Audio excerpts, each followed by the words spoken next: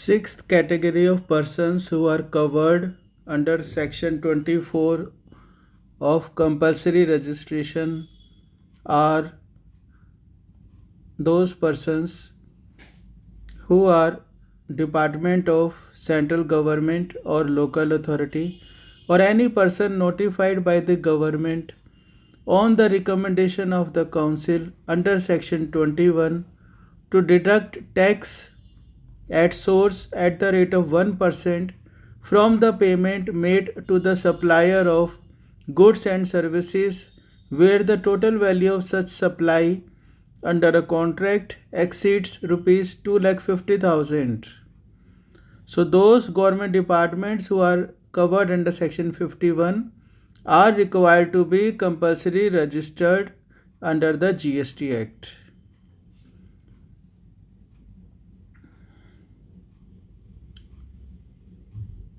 Then we come to category 7, those persons who are making taxable supply of goods or services or both on behalf of other taxable persons as agent or in any other manner. Then those agents are also required to be registered. Then we come to next, that is section 24 clause 8, input service distributors, whether or not separately registered under this act.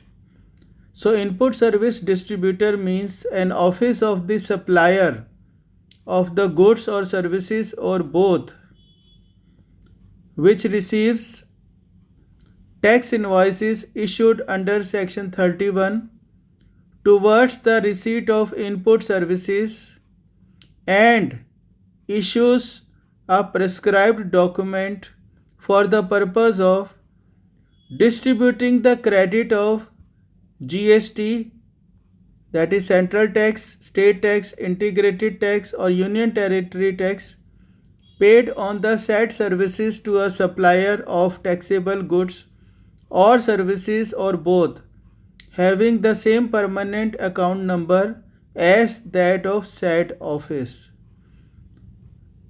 So in other words, suppose there is a centralized office in a company which has directed that all purchases will be made only to the central office, and after that central office will bifurcate the purchases to the different other branch offices in its own manner. Then that office, central office, is called IST or input service distributor. So in such case, that central office has to be registered as IST under section 24. Then we come to clause 9, persons who supply goods or services or both through such electronic commerce operator who is required to collect tax at source under section 52. So basically those electronic commerce operators who are covered under section 9 subsection 5 are not covered here. Other electronic commerce operators who are required to deduct tax at source under section 52 are required to be registered under this clause. Basically those persons who supply goods or services or both through such electronic commerce operators who are required to collect tax at source under section 52. So in simple meaning, persons who are registered at any platform like Amazon or Flipkart and making sale or supply of goods or services, they are required to be registered under this clause. Then clause 10, electronic commerce operators who are covered under section 52 of the CGST Act and required to collect TDS from the vendors or suppliers who are making sales through their platform. Then those electronic commerce operators are also required to be registered under this section. Then 11th clause is every person supplying online information and database access services or retrieval services from a place outside India. So suppose you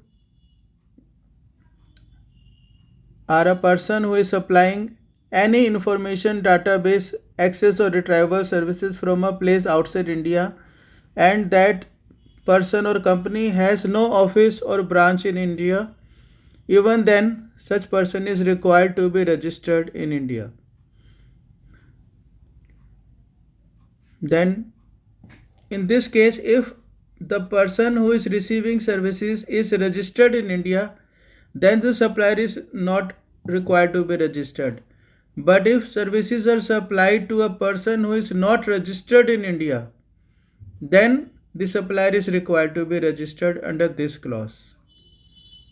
Then last clause is basically the power of the government to notify other class of persons here, that if a recommendation is made by the GST Council, it may